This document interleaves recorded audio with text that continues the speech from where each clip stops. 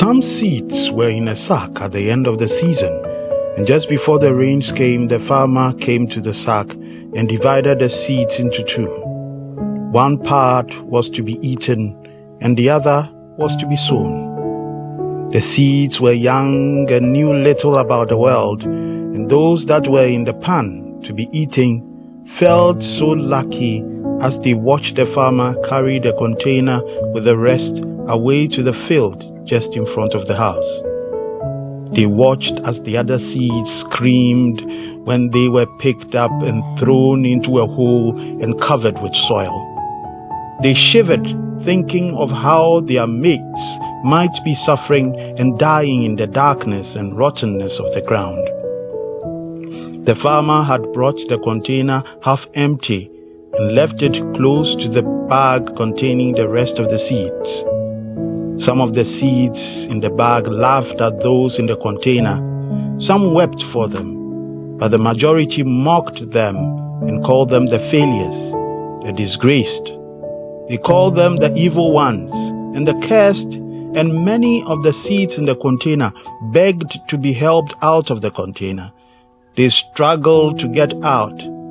They begged for someone to tip the container over so they can fall where no one can find them. But morning came, and the farmer came to pick them up and went back to the field and started planting them once again, not paying heed to their screams and shouts for mercy.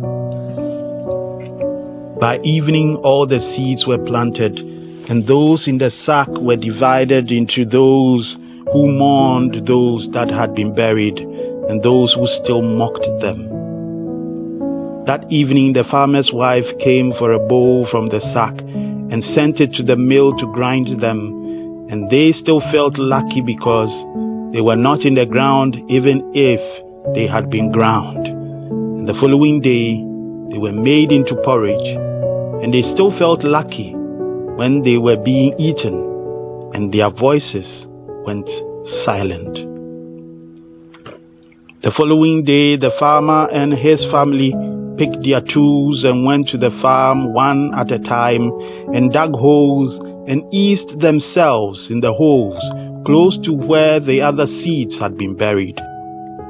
The stench was a bit much, and the moist field felt uncomfortable, and yet it seemed to do something to them as they broke free from their husks and shot up, and they were not seeds anymore, but plants.